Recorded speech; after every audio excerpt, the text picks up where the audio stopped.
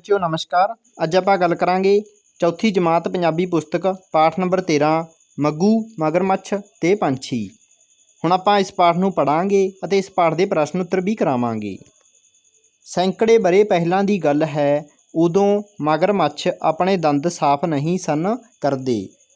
ओह सारा दिन गंदे बने रहिंदे सन। मग्गू मगरमच्छ भी बाकी मगरमच्छां वर्गा ही सी।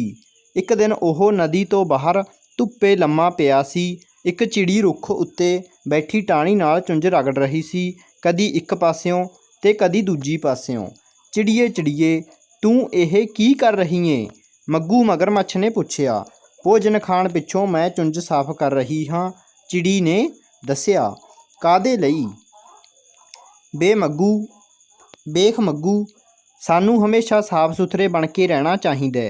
तू भी भोजन खाण तो पिछों मूँह साफ करया कर। मूँह साफ करन नाल की होऊ? तू सोहना लगेगा।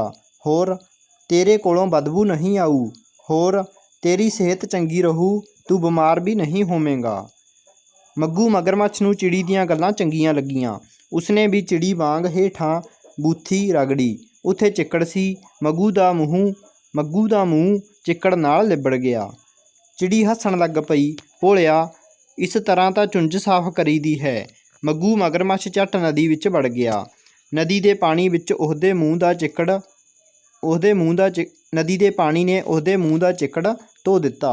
मग्गू मगरमच्छ जो भी खांदा, उस दे दंदां दीयां बिरलां विच उस दे टुकड़े फस जांदे सन। उसने दंद साफ करन लई अपने अगले पैरां नूं हत्थां वांग वरतण दी कोशिश कीती।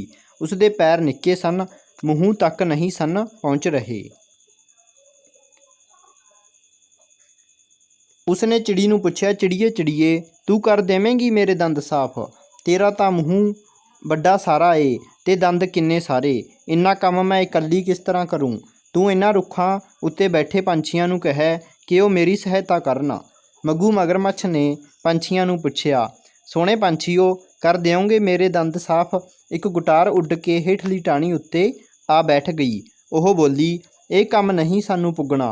ओह वेला चोगा चुगण दा ते ओह वेला तेरे दंद साफ करन दा। गटार सच ही कह रही सी। पंछियां कोल बेल नहीं सी। पंछियां नूं भोजन दी भाल विच दूर दूर तक उडारियां भरनियां पैंदियां सन। जे दोवें काम इक्को वेले हो जाण, मग्गू ने आखिया। ओह किस तरह? मग्गू मगरमच्छ ने पंछियां नूं समझाया, जदों मेरे दंद साफ करोगे तां दंदां विच फसिया होया भोजन भी तुहानूं ਲੱਭੂ। ओह सारा भोजन तुहाडा। ਇਹ ਦੋਹਾਂ ਧਿਰਾਂ ਦੇ ਫਾਇਦੇ ਦੀ ਗੱਲ ਸੀ। ਪੰਛੀਆਂ ਨੂੰ ਮੱਗੂ ਮਗਰਮੱਛ ਦੇ ਮੂੰਹ ਵਿੱਚ ਵੜ ਕੇ ਉਹਦੇ ਦੰਦ ਸਾਫ਼ ਕਰਨੇ ਪੈਣੇ ਸਨ, ਇਸ ਵਿੱਚ ਜਾਨ ਦਾ ਖਤਰਾ ਸੀ। ਜੇ ਉਦੋਂ ਮੱਗੂ ਨੇ ਆਪਣਾ ਮੂੰਹ ਬੰਦ ਕਰ ਲਿਆ ਤਾਂ ਕਾਂ ਇਹ ਸੋਚ ਕੇ ਡਰ ਗਿਆ। ਮੱਗੂ ਨੇ ਕਾਂ ਦੇ ਮਨ ਦੀ ਗੱਲ ਬੁੱਝ ਲਈ। ਉਸ ਨੇ ਆਪਣੇ ਵੱਲੋਂ ਪੰਛੀਆਂ ਨੂੰ ਭਰੋਸਾ ਦਿੱਤਾ, ਸੋਹਣੇ ਪੰਛੀਓ, ਮੇਰਾ ਪੱਕਾ ਵਾਅਦਾ ਰਿਹਾ, ਦੰਦਾਂ ਦੀ ਸਫਾਈ ਵੇਲੇ ਮੈਂ ਮੂੰਹ ਖੁੱਲ੍ਹਾ ਹੀ ਰੱਖਿਆ ਕਰੂੰ।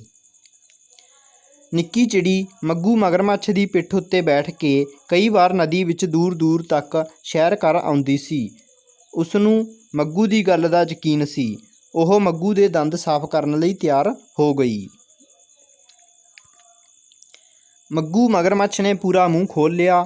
ਚਿੜੀ ਉਹਦੇ ਮੂੰਹ ਵਿੱਚ ਵੜ ਕੇ ਚੁੰਝਾਂ ਮਾਰਨ ਲੱਗ ਪਈ। ਚਿੜੀ ਨੂੰ ਵੇਖ ਕੇ ਦੋ ਹੋਰ ਪੰਛੀ ਵੀ ਉੱਡ ਕੇ ਮੱਗੂ ਮਗਰਮੱਛ ਦੇ ਮੂੰਹ ਵਿੱਚ ਵੜ ਗਏ। ਬਾਕੀ ਪੰਛੀ ਕੁਝ ਡਰੇ ਜਿਹੇ ਮੱਗੂ ਮਗਰਮੱਛ ਦੇ ਦੰਦ ਸਾਫ਼ ਹੁੰਦੇ ਵੇਖਣ ਲੱਗ ਪਏ। ਪੰਛੀਆਂ ਨੇ ਭਰ ਪੇਟ ਭੋਜਨ ਵੀ ਖਾਧਾ ਅਤੇ ਮੱਗੂ ਮਗਰਮੱਛ ਦੇ ਦੰਦ ਵੀ ਸਾਫ਼ ਹੋ ਗਏ ਤੇ ਫਿਰ ਇਹ ਪੰਛੀਆਂ ਦਾ ਨਿੱਤ ਦਾ ਕੰਮ ਹੋ ਗਿਆ। ਹੌਲੀ ਹੌਲੀ ਸਾਰੇ ਮਗਰਮੱਛਾਂ ਦੇ ਦੰਦ ਸਾਫ਼ ਕਰਨ ਦੀ ਜ਼ਿੰਮੇਵਾਰੀ ਪੰਛੀਆਂ ਨੇ ਆਪਣੇ ਸਿਰ ਲੈ ਲਈ। ਬੱਚਿਓ, ਪਾਠ ਪੂਰਾ ਹੋ ਚੁੱਕਿਆ। ਹੁਣ ਆਪਾਂ ਇਸ ਦੇ ਪਾਠ ਅਭਿਆਸ ਦੇ ਪ੍ਰਸ਼ਨ ਉੱਤਰ ਕਰਦੇ ਹਾਂ। ਪਾਠ ਅਭਿਆਸ। ਠੀਕ ਸ਼ਬਦ ਚੁਣ ਕੇ ਖਾਲੀ ਥਾਵਾਂ ਭਰੋ। ਊੜਾ, ਨਦੀ ਦੇ ਪਾਣੀ ਨੇ ਉਹਦੇ ਮੂੰਹ ਦਾ ਡੈਸ਼ ਧੋ ਦਿੱਤਾ। ਕੀ ਧੋਤਾ ਸੀ? ਚਿੱਕੜ। ਪੰਛੀਆਂ ਨੂੰ ਭੋਜਨ ਦੀ ਭਾਲ ਵਿੱਚ ਦੂਰ ਦੂਰ ਤੱਕ ਉਡਾਰੀਆਂ ਭਰਨੀਆਂ ਪੈਂਦੀਆਂ ਸਨ। ਕਿਸ ਦੀ ਭਾਲ ਵਿੱਚ? ਭੋਜਨ। ਈੜੀ, ਨਿੱਕੀ ਚਿੜੀ ਮੱਗੂ ਮਗਰਮੱਛ ਦੀ ਡੈਸ਼ ਉੱਤੇ ਬੈਠ ਕੇ ਕਈ ਵਾਰ ਨਦੀ ਵਿੱਚ ਦੂਰ ਦੂਰ ਤੱਕ ਸੈਰ ਕਰ ਆਉਂਦੀ ਸੀ। ਪਿੱਠ। ਸੱਸਾ ਨਿੱਕੀ ਚਿੜੀ ਉਹਦੇ ਮੂੰਹ ਵਿੱਚ ਵੜ ਕੇ ਡੈਸ਼ ਮਾਰਨ ਲੱਗ ਪਈ। ਕੀ ਮਾਰਨ ਲੱਗੀ ਸੀ? ਚੁੰਝਾਂ। ਹਾਹਾ ਪੰਛੀਆਂ ਨੇ ਭਰ ਪੇਟ ਭੋਜਨ ਵੀ ਖਾਧਾ ਅਤੇ ਮੱਗੂ ਮਗਰਮੱਛ ਦੇ ਡੈਸ਼ ਵੀ ਸਾਫ਼ ਹੋ ਗਏ। ਕੀ ਹੋ ਗਏ ਸੀ? ਦੰਦ ਸਾਫ਼। ਹੇਠ ਲਿਖੇ ਪ੍ਰਸ਼ਨਾਂ ਦੇ ਉੱਤਰ ਲਿਖੋ। ਚਿੜੀ ਨੇ ਮੱਗੂ ਨੂੰ ਕੀ ਕਿਹਾ? ਚਿੜੀ ਨੇ ਮੱਗੂ ਨੂੰ ਕਿਹਾ ਕਿ ਉਸ ਨੂੰ ਸਾਫ਼ ਸੁਥਰਾ ਰਹਿਣਾ ਚਾਹੀਦਾ ਹੈ ਅਤੇ ਉਸ ਨੂੰ ਵੀ ਭੋਜਨ ਖਾਣ ਮਗਰੋਂ ਆਪਣੇ ਦੰਦ ਸਾਫ਼ ਕਰਨੇ ਚਾਹੀਦੇ ਹਨ। ਚਿੜੀ ਨੇ ਮੱਗੂ ਮਗਰਮੱਛ ਨੂੰ ਮੂੰਹ ਸਾਫ਼ ਕਰਨ ਦੇ ਕੀ ਲਾਭ ਦੱਸੇ? ਚਿੜੀ ਨੇ ਮੱਗੂ ਮਗਰਮੱਛ ਨੂੰ ਦੱਸਿਆ ਕਿ ਮੂੰਹ ਸਾਫ਼ ਕਰਨ ਨਾਲ ਇੱਕ ਤਾਂ ਉਹ ਸਾਫ਼ ਸੁਥਰਾ ਹੋ ਜਾਵੇਗਾ, ਦੂਸਰਾ ਉਹ ਸੋਹਣਾ ਦਿਸੇਗਾ, ਤੀਸਰਾ ਉਸ ਕੋਲੋਂ ਬਦਬੂ ਨਹੀਂ ਆਵੇਗੀ ਅਤੇ ਚੌਥਾ ਉਹ ਅਰੋਗ ਰਹੇਗਾ, ਮਤਲਬ ਉਸ ਨੂੰ ਕੋਈ ਰੋਗ ਨਹੀਂ ਲੱਗੇਗਾ। ਈੜੀ ਗੁਟਾਰ ਨੇ ਮੱਗੂ ਮਗਰਮੱਛ ਨੂੰ ਕੀ ਕਿਹਾ? ਗੁਟਾਰ ਨੇ ਮੱਗੂ ਮਗਰਮੱਛ ਨੂੰ ਕਿਹਾ ਕਿ ਉਹਨਾਂ ਨੂੰ ਉਸਦੇ ਦੰਦ ਸਾਫ਼ ਕਰਨ ਦਾ ਕੰਮ ਨਹੀਂ ਪੁੱਗਣਾ, ਕਿਉਂਕਿ ਉਹ ਵੇਲਾ ਸੀ ਉਹਨਾਂ ਦੇ ਚੁਗਣ ਦਾ ਹੁੰਦਾ ਹੈ, ਉਹ ਹੀ ਉਸਦੇ ਦੰਦ ਸਾਫ਼ ਕਰਨ ਦਾ। ਮੱਗੂ ਮਗਰਮੱਛ ਨੇ ਪੰਛੀਆਂ ਨੂੰ ਕੀ ਸਮਝਾਇਆ? ਮੱਗੂ ਮਗਰਮੱਛ ਨੇ ਪੰਛੀਆਂ ਨੂੰ ਸਮਝਾਇਆ ਕਿ ਜੇਕਰ ਉਹ ਉਸਦੇ ਦੰਦ ਸਾਫ਼ ਕਰਨਗੇ ਤਾਂ ਉਹਨਾਂ ਨੂੰ ਉਸਦੇ ਵਿੱਚ ਫਸਿਆ ਹੋਇਆ ਭੋਜਨ ਵੀ ਦੰਦਾਂ ਵਿੱਚ ਫਸਿਆ ਭੋਜਨ ਵੀ ਲੱਭੇਗਾ। ਉਸਦੇ ਦੰਦ ਸਾਫ਼ ਕਰਨਾ ਤਾਂ ਉਹਨਾਂ ਲਈ ਫਾਇਦੇ ਦੀ ਗੱਲ ਹੈ। ਮੱਗੂ ਮਗਰਮੱਛ ਨੇ ਪੰਛੀਆਂ ਨਾਲ ਕੀ ਵਾਅਦਾ ਕੀਤਾ? ਮੱਗੂ ਮਗਰਮੱਛ ਨੇ ਪੰਛੀਆਂ ਨਾਲ ਵਾਅਦਾ ਕੀਤਾ ਕਿ ਜਦੋਂ ਉਹ ਉਸਦੇ ਦੰਦ ਸਾਫ਼ ਕਰਿਆ ਕਰਨਗੇ ਤਾਂ ਉਹ ਆਪਣਾ ਮੂੰਹ ਖੁੱਲ੍ਹਾ ਹੀ ਰੱਖੇਗਾ, ਇਸ ਤਰ੍ਹਾਂ ਉਹਨਾਂ ਨੂੰ ਉਸ ਤੋਂ ਕੋਈ ਖਤਰਾ ਨਹੀਂ। ਹੇਠ ਲਿਖੇ ਸ਼ਬਦਾਂ ਨੂੰ ਵਾਕਾਂ ਵਿੱਚ ਵਰਤੋ। ਕੋਸ਼ਿਸ਼ ਸਫਲਤਾ ਪ੍ਰਾਪਤ ਕਰਨ ਲਈ ਕੋਸ਼ਿਸ਼ ਕਰਨੀ ਜ਼ਰੂਰੀ ਹੈ। ਸਹਾਇਤਾ ਸਾਨੂੰ ਗਰੀਬ ਦੀ ਸਹਾਇਤਾ ਕਰਨੀ ਚਾਹੀਦੀ ਹੈ। ਸਾਫ਼ ਸੁਥਰੇ ਸਾਨੂੰ ਹਮੇਸ਼ਾ ਸਾਫ਼ ਸੁਥਰੇ ਰਹਿਣਾ ਚਾਹੀਦਾ ਹੈ। ਜ਼ਿੰਮੇਵਾਰੀ ਸਾਨੂੰ ਹਰ ਕੰਮ ਜ਼ਿੰਮੇਵਾਰੀ ਨਾਲ ਕਰਨਾ ਚਾਹੀਦਾ ਹੈ। ਭਰੋਸਾ ਸਾਨੂੰ ਪਰਮਾਤਮਾ 'ਤੇ ਭਰੋਸਾ ਰੱਖਣਾ ਚਾਹੀਦਾ ਹੈ। ਹੇਠ ਲਿਖੇ ਸ਼ਬਦ ਕਿਸ ਨੇ ਕਿਸ ਨੂੰ ਕਹੇ?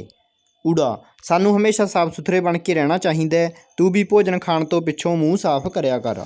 ਇਹ ਸ਼ਬਦ ਕਿਸ ਨੇ ਕਹੇ ਸੀ ਬੱਚਿਓ? ਇਹ ਸ਼ਬਦ ਚਿੜੀ ਨੇ ਮੱਗੂ ਮਗਰਮੱਛ ਨੂੰ ਕਹੇ ਸੀ। ਆੜਾ ਤੇਰਾ ਤਾਂ ਮੂੰਹ ਬਹੁਤ ਵੱਡਾ ਸਾਰਾ ਏ, ਦੰਦ ਕਿੰਨੇ ਸਾਰੇ, ਇੰਨਾ ਕੰਮ ਮੈਂ ਇਕੱਲੀ ਕਿਸ ਤਰ੍ਹਾਂ ਕਰੂੰ। ਇਹ ਸ਼ਬਦ ਕਿਸ ਨੇ ਕਹੇ ਸੀ? ਚਿੜੀ ਨੇ ਮੱਗੂ ਮਗਰਮੱਛ ਨੂੰ ਕਹੇ ਸੀ। ਈੜੀ ਇਹ ਕੰਮ ਨਹੀਂ ਸਾਨੂੰ ਪੁੱਗਣਾ, ਉਹ ਵੇਲਾ ਚੋਗਾ ਚੁਗਣ ਦਾ ਅਤੇ ਉਹ ਵੇਲਾ ਤੇਰੇ ਦੰਦ ਸਾਫ਼ ਕਰਨ ਦਾ ਹੁੰਦਾ ਹੈ। ਇਹ ਸ਼ਬਦ ਗੁਟਾਰ ਨੇ ਮੱਗੂ ਮਗਰਮੱਛ ਨੂੰ ਕਹੇ ਸੀ। ਸੱਸਾ ਮੇਰਾ ਪੱਕਾ ਵਾਅਦਾ ਰਿਹਾ, ਦੰਦਾਂ ਦੀ ਸਫਾਈ ਵੇਲੇ ਮੂੰਹ ਖੁੱਲ੍ਹਾ ਹੀ ਰੱਖਿਆ ਕਰੂੰ। ਇਹ ਸ਼ਬਦ ਮੱਗੂ ਮਗਰਮੱਛ ਨੇ ਪੰਛੀਆਂ ਨੂੰ ਕਹੇ ਸੀ। ਆਪਣੇ ਕਿਸੇ ਮਨਪਸੰਦ ਪੰਛੀ ਦੀ ਤਸਵੀਰ ਬਣਾਓ। ਇਹ ਬੱਚੇ ਤੁਸੀਂ ਤਸਵੀਰ ਖੁਦ ਬਣਾਉਣੀ ਹੈ, ਜਿਹੜਾ ਵੀ ਤੁਹਾਨੂੰ ਪੰਛੀ ਪਸੰਦ ਹੈ ਉਸਦੀ ਤਸਵੀਰ ਬਣਾਉਣੀ ਹੈ।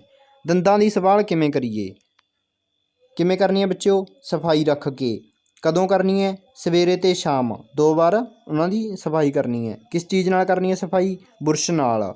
ਕਿੰਨੇ ਵਾਰ? 2 ਵਾਰ। ਦਿਨ ਦੇ ਵਿੱਚ 2 ਵਾਰ ਬੁਰਸ਼ ਕਰਨਾ ਬੱਚੇ ਤੁਸੀਂ, ਸਵੇਰੇ ਅਤੇ ਸ਼ਾਮ। ਹੇਠ ਦਿੱਤੇ ਵਿਸ਼ੇ 'ਤੇ ਲੇਖ ਲਿਖੋ। ਬੱਚਿਓ ਆਪਾਂ ਦੀਵਾਲੀ ਦਾ ਲੇਖ ਲਿਖਣਾ ਹੈ। ਦੀਵਾਲੀ ਠੀਕ ਹੈ, ਇੱਕ ਵਾਰੀ ਦੀਵਾਲੀ ਲਿਖਿਆ। ਦੀਵਾਲੀ ਭਾਰਤ ਦਾ ਇੱਕ ਪ੍ਰਸਿੱਧ ਤਿਉਹਾਰ ਹੈ। ਇਹ ਹਰ ਸਾਲ ਕੱਤਕ ਦੀ ਮੱਸਿਆ ਨੂੰ ਮਨਾਇਆ ਜਾਂਦਾ ਹੈ। ਇਸ ਤੋਂ ਕੁਝ ਦਿਨ ਪਹਿਲਾਂ ਅਸੀਂ ਆਪਣੇ ਘਰ ਦੀ ਸਫਾਈ ਕੀਤੀ ਅਤੇ ਮਕਾਨ ਨੂੰ ਰੰਗ ਰੋਗਨ ਕਰਵਾਇਆ। ਮੇਰੇ ਮਾਤਾ ਜੀ ਨੇ ਦੱਸਿਆ ਕਿ ਇਸ ਤਿਉਹਾਰ ਦਾ ਸੰਬੰਧ ਉਸ ਦਿਨ ਨਾਲ ਹੈ ਜਦੋਂ ਸ਼੍ਰੀ ਰਾਮ ਚੰਦਰ ਜੀ 14 ਸਾਲਾਂ ਦਾ ਬਨਵਾਸ ਕੱਟ ਕੇ ਵਾਪਿਸ ਅਯੋਧਿਆ ਪਹੁੰਚੇ ਸਨ। ਉਸ ਦਿਨ ਲੋਕਾਂ ਨੇ ਖੁਸ਼ੀ ਵਿੱਚ ਦੀਪਮਾਲਾ ਕੀਤੀ ਸੀ।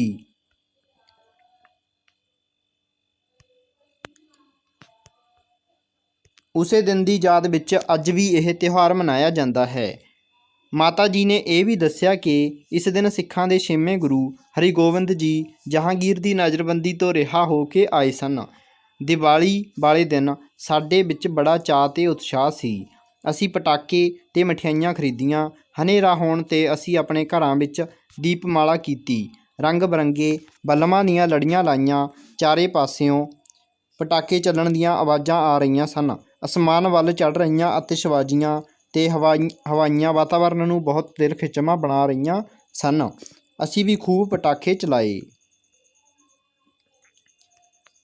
ਸਾਡੇ ਘਰ ਰਾਤ ਨੂੰ ਲక్ష్ਮੀ ਮਾਤਾ ਦੀ ਪੂਜਾ ਕੀਤੀ ਗਈ।